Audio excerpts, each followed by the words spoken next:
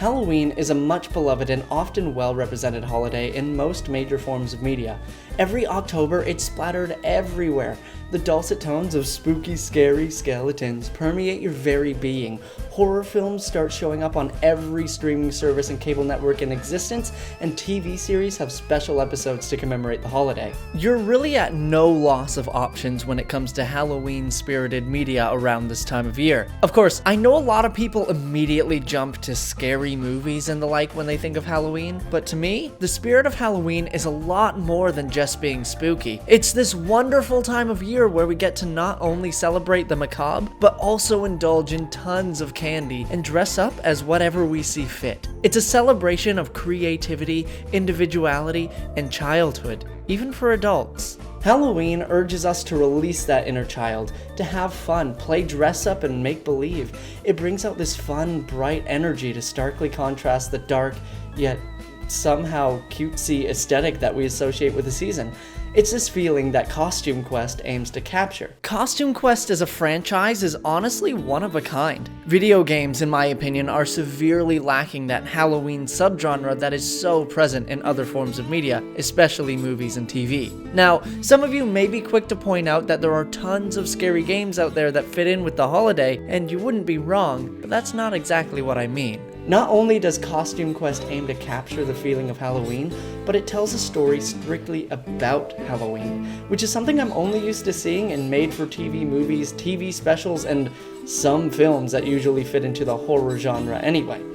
That's what initially drew me into the series, and why I decided to cover it on the channel. All that said, I honestly found the first game kinda disappointing, for reasons best explained in my video about it.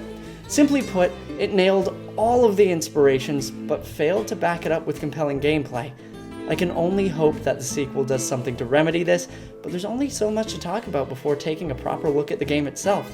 So without further ado, let's take a look at Costume Quest 2. Costume Quest 2 was actually somewhat of an oddity coming from Double Fine Productions, as sequels from the company are rare and virtually non-existent at the time of the game's release. Development only began on a sequel for the Costume Quest franchise after Double Fine Productions approached Majesco-owned indie publisher Midnight City to pitch some of the games developed during one of their Amnesia Fortnight game jams. At the time, Midnight City was not performing as well as they would hope, and as a result had become pretty risk-averse, leading them to reject all of the new ideas. Double Fine Productions then leveraged the demand from fans for a sequel to Costume Quest, which caught the attention of Midnight City and was enough to secure the project. However, this would still come with its own difficulties, as the budget given by Midnight City for Costume Quest 2 would be smaller than the budget for the original Costume Quest, and they were requesting a launch on 8 platforms, where the first game originally launched on just 2. Double Fine pushed back on this, hoping to avoid launching on last-generation consoles such as the PS3 and Xbox 360, because they were likely to never use last-generation tech again after this project, not to mention the time sink that last-gen development would prove to be. In the end, Midnight City insisted, and Double Fine reluctantly signed the deal, hoping to outsource that work. Unfortunately, the original Costume Quest 2 pitch was intended for a much higher budget project, with a much longer development schedule. Now that the budget had been reduced so drastically, and the timeline had been reduced to a measly 10 months from start to finish, cuts had to be made. That original pitch was now entirely unusable, and design work had to start again from scratch.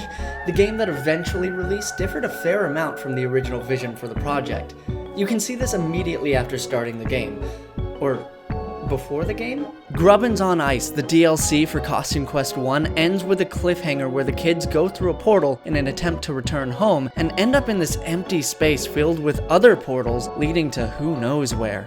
Costume Quest 2 begins with a continuation of this scene, but instead of throwing you into the story, it ends up being a glorified menu. There's one portal to exit the game, one to access the options, and a mysterious one. Investigating the mysterious portal triggers the first cutscene of the game, where the kids bicker over who will be first to go through and see if it leads home. This is where you choose to play as Ren or Reynold, which makes as much difference as it did in the first game, which is to say, none at all. But it's still appreciated. After jumping through, the kids find themselves back at home, except it's Halloween now, and it was the middle of winter when they left. They debate for a while about whether they had just time traveled before settling on the conclusion that they were just experiencing some time dilation, because nobody can actually travel through time. That dentist guy looks shifty. The kids go exploring. They happen upon some sort of argument between the dentist and a time wizard. He travels through the past, comes back with a talisman that brings the Grubbins into the world from Repugnia. Halloween is outlawed, and they're abducted by some strangers who turn out to be Everett and Lucy, but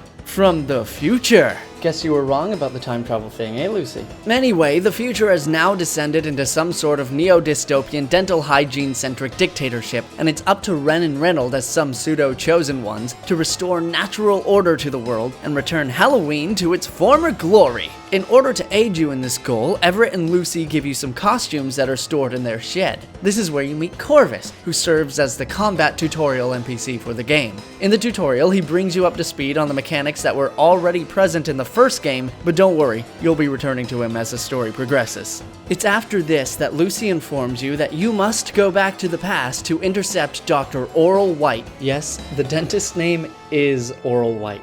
Before he steals the talisman from a group of witches. This brings you to the bayou that used to exist where the Auburn Pines subdivision now stands, and it's here that you meet your first companion, Monty. Monty is a gator farmer in the 1980s, and his clown costume has been stolen by a load of his gators who refuse to return the pieces. So, you track them down and wrestle the pieces away, and in return he pledges to help you track down the witches. But before you can do that, this little skeleton dude ambushes you and tells you you're going to need a boat. Coincidentally, he has one, but he won't let you use it until you oh no. So, up to this point, I was liking this game a lot more than the first one.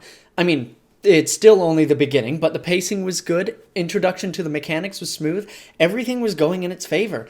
And then they gotta drop this bombshell on me. Trick or treat at 18 houses. This was a major problem in the first game. Not the trick-or-treating itself, it obviously belongs in a Halloween-themed game. It was the repetition of every task. Trick-or-treating just happened to be the worst offender because, well, you do it most often, around 20 times per chapter. If this first quest is at all indicative of what's in store for us in Costume Quest 2, then I really don't have much confidence in the game. Opening with this one might just go to show that history is doomed to repeat itself.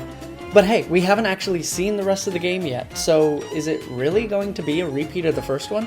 Well, not necessarily. The first chapter, the one that takes place in the bayou, is fairly similar to the first game. You still have to trick-or-treat at 18 houses, play hide-and-seek, and trade one creepy treats card, as opposed to trading 2 of them in the first game, but you also have some new tasks, like training with Corvus and investing some candy with this guy so you can collect on the returns in the future. All in all, it's not so bad. For a first chapter, it's a great way to open the game.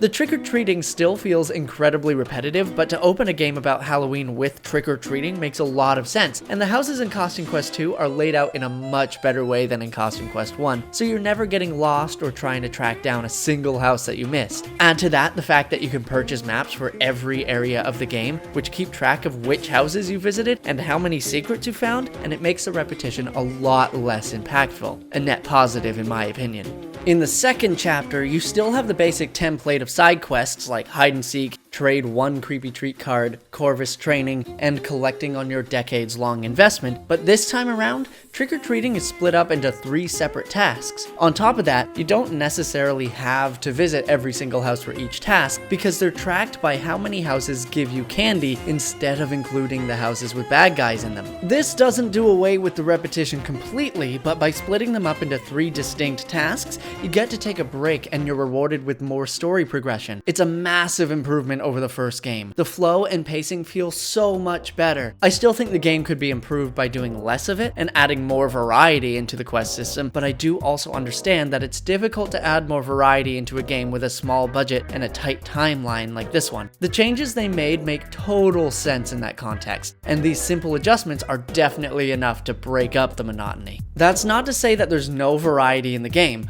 By the contrary, there is at least one unique quest mechanic in each chapter, stuff like playing music with a jazz band using your clown horn in the bayou, and using your glow stick to follow the prints of some mysterious cryptid in the future. That last one especially is pretty cool because it takes you through most of the second chapter and gives you something else to pay attention to while doing your other quests. Speaking of paying attention, I hope you're paying attention to your quest log, because that's where you'll find all of the quests related to combat training with Corvus. There's no notification to tell you when these quests become available, so you'll have to check the log every now and then. It's a little bit of a pain, but they only show up once per chapter, so it's not the end of the world. Each tutorial with Corvus expands the combat system a little bit. It starts out the same as it was in Costume Quest 1, with quick time events being used to enhance attacks and block partial amounts of enemy damage. Except this time, every quick time event is the same, and the buttons you use are tied to which of your characters is doing the attacking or blocking. This might sound like a bit of a downside, taking away from the variety of combat, but it ends up adding consistency, making battles feel more cohesive. That's obviously not enough to make combat interesting, and was a common complaint among Costume Quest fans. Combat was too monotonous and unchallenging. Fans of the franchise wanted more to do during the fight, and according to Gabe Sinkapalmi, the project lead for Costume Quest 2, this more to do boiled down to more button mashing. So that's exactly what they added. Now, combat consists of the regular attack, quick time enhancement, and blocking, but also adds other quick time challenges like combos, where timing your attack enhancement well opens an opportunity to land a second attack, and counters, where sacrificing your ability to reduce damage on any of your characters gives one of them a chance to counterattack instead. The idea here was to make the combat feel more like Paper Mario, which I think they succeeded in to some extent. I mean, in my video about the first Costume Quest game, I pointed out that the inspirations from Paper Mario were already evident, and that is definitely more true in this game. The second I unlocked the ability to land another attack by timing my quick time event well, my brain just sort of clicked and I was like, wow,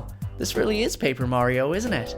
As far as combat strategy goes, things were changed up a bit in an attempt to make combat more interesting without adding too much complexity. The first major change to the combat system is that you no longer heal up between battles. You'd expect this to lead to an adjustment in strategy so you can end every battle with a significant portion of your health remaining, but in my experience, either healing abilities completely negated this, or I would end the fights with just enough health missing that I'd go running all the way back to a healing fountain anyway. It mostly did nothing to change the combat system for me, other than making the early parts of the game a bit more tedious. Another change made to the way combat functions is the addition of monster types. Every monster now has a type, kinda similar to how Pokemon have types. It's a basic rock, paper, scissors mechanic, like how the starter Pokemon are fire, water, and grass type, with each one being strong against one type and weak to another. Each enemy can be a magic, monster, or tech type, and each costume is strong against one of these types and weak to another.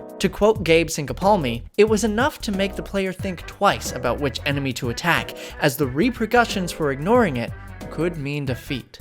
But that's not exactly true. In my experience, each battle featured monsters of all or most of the different types, and exclusively attacking the monsters you're strong against meant spreading your damage among the enemies. This leads to more enemies staying alive for longer, which in turn throws off the action economy. Action economy is a concept in game design that examines how many actions a player or an enemy can take on each of their turns. In Costume Quest, this equals out to 1 action per character per turn. Reducing the number of actions your enemy can take per turn provides massive advantages, and in games that offer strategies that can affect the balance of the action economy, doing so is indispensable. By spreading your damage between multiple enemies, you keep the action economy balanced for a longer amount of time, which gives the monsters more attacks per turn, which means your characters take more damage, and the battle is more likely to end in defeat. In the end, the typing system was only beneficial in situations where I knew exactly what the enemy types were ahead of time,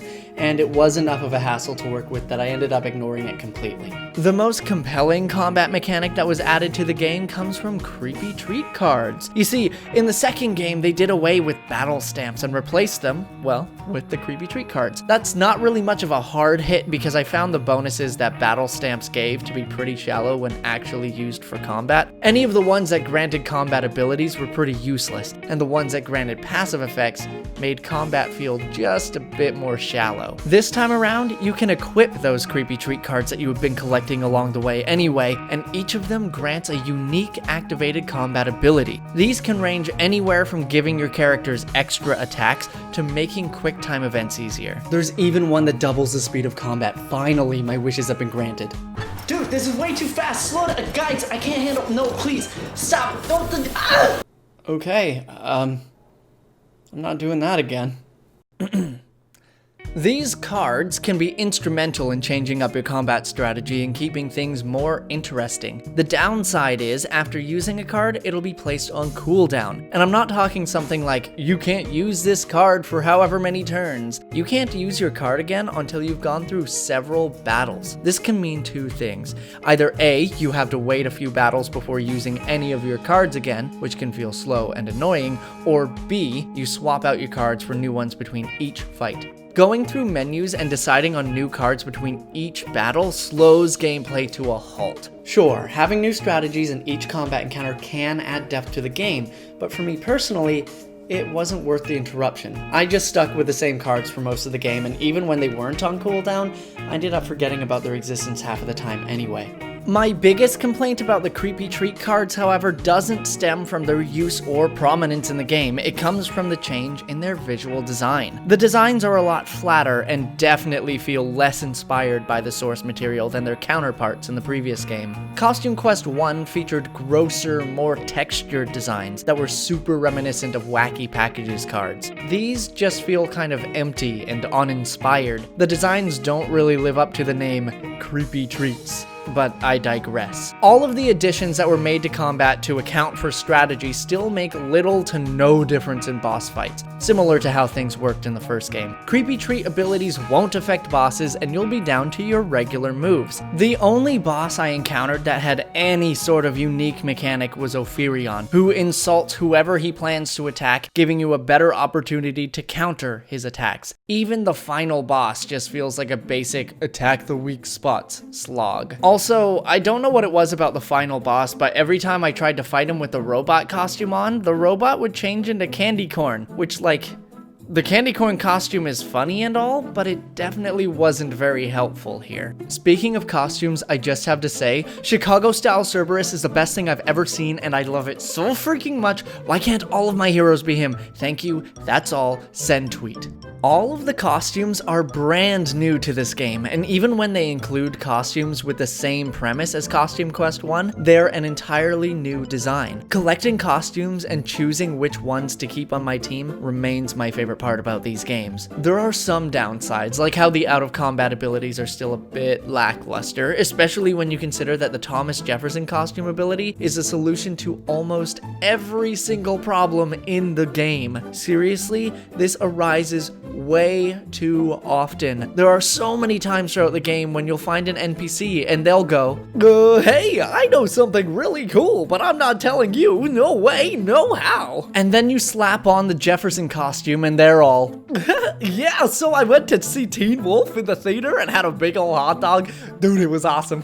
Anyway, here's some fertilizer so you can grow a tree into space, lol. I wish I was kidding. In all seriousness though, the tree into space bit is an actual thing you can do in the game, and it's part of a secret quest you need to complete in order to unlock the solar system costume. I won't go into detail about the quest for spoilers reasons, but this was really cool. Imagining a new Costume Quest game where all of the costumes are gathered by completing unique quests like this one is incredible. I wish they could have done this with more of them, but what with the release schedule being so tight, it's a miracle we even got one. Costume Quest as a whole is an extremely great concept. The general themes, inspirations, and designs are stellar.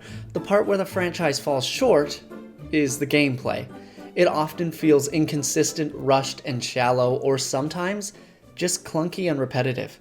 To give Double Fine some credit, making a holiday-centric video game is hard. That's why there are so few of them. Go searching for Halloween games on Google and you'll see what I mean. You might turn up a ton of results for scary horror games, but as far as games that are actually Halloween themed, the results are pretty scant. That doesn't stop developers from getting creative and delivering Halloween vibes in their games. If you've ever played Luigi's Mansion, you'll also know what I mean. There are tons of games out there that are not necessarily Halloween themed, but capture that great autumn Halloween cutesy creepsy kind of atmosphere. Things like Jersey Devil, or Medieval, or as of recently, Pumpkin Jack.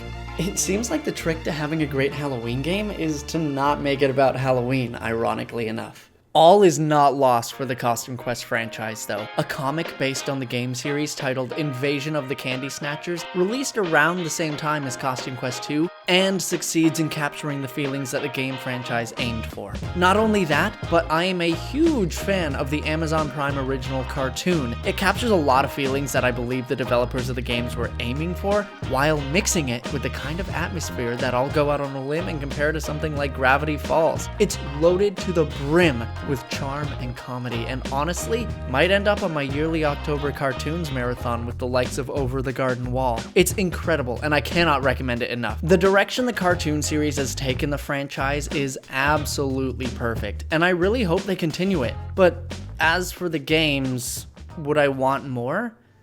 If I'm completely honest, no, not really. The cartoon does a stellar job of capturing what the games try and ultimately fail to achieve. I think there would be some hope for the franchise if it was revived with a better production timeline and a much higher budget, but at this rate, I don't think there's much hope for that happening anytime soon. All in all, Costume Quest 2 is leaps and bounds ahead of Costume Quest 1. The game offers a few quality of life improvements and tackles the repetitive and monotonous nature of the first game in a somewhat, but not completely, successful way. They still have a long way to go in terms of engaging gameplay, but what they did to improve pacing is definitely noticeable. The game also remains simple enough that I believe it would serve well as a jumping off point for young kids into the world of RPGs. And that's especially important now that many kids won't be able to go trick-or-treating due to the pandemic. It also satisfies a niche that is often not recognized. Halloween games are few and far between, and there's a lot of work to be done to fill in those gaps. I'm still thankful for the existence of Costume Quest, and especially the Multimedia franchise that it created, and you bet I'm going to be watching the cartoon on Halloween this year. I really don't know how to end this video, so I'd like to close out with a quote from Tasha Sunart, the project lead of Costume Quest 1. Halloween has always been my favorite holiday, not because of the scary parts, but because of the creativity behind it. Halloween is the one day of the year when everyone can run around as whatever they want to be. Happy Halloween, everyone. Thanks for watching. Huge thanks to Urwegwart and Official Wolf YT for providing art for this episode. These guys mean the world to me. Their Twitter links are in the description. Y'all should go follow them. They're really cool people. Thanks for watching. Remember to like and subscribe. I'll see you next time.